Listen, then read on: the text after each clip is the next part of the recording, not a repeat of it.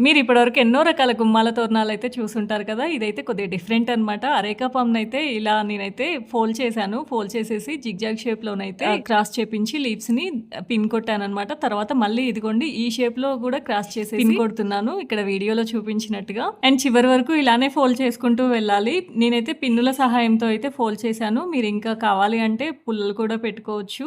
చీపురు పుల్లలు లాంటివి. ఫైనల్‌గా అయితే ఇలా ఉందనమాట.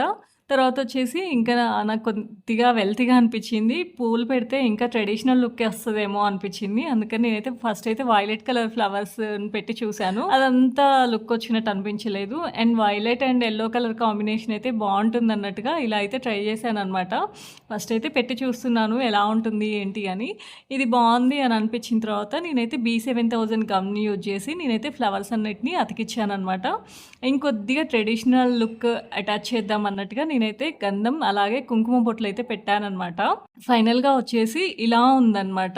ఇదిగోండి. అండ్ నేనైతే గుమ్మానికి అలంకరించాననమాట. గుమ్మానికి అలంకరిస్తే కొద్దిగా చిన్న లీఫ్ కదా! చిన్నగా అనిపించింది. బోసిగా అనిపించింది. అందుకని ఇంకో లీఫ్‌ని తీసుకొనైతే సగం వరకు అల్లేసి మిగిలిన సగం అయితే అలానే వదిలేసాననమాట. ఇదిగోండి ఫైనల్‌గా మా గుమ్మాన్నయితే అరేకా ఫామ్ లీవ్స్‌తో ఇలా డీఐవై చేసి ఈ కార్తీక పౌర్ణానికి మా గుమ్మాన్నయితే ఇలా ట్రెడిషనల్‌గా అలంకరించుకున్నాను. ఇంతకీ మీకు నచ్చిందా నా యూనిక్ డీఐవై ఐడియా? నచ్చితే ఒక లైక్ చేయడం మాత్రం అస్సలు మర్చిపోకండి.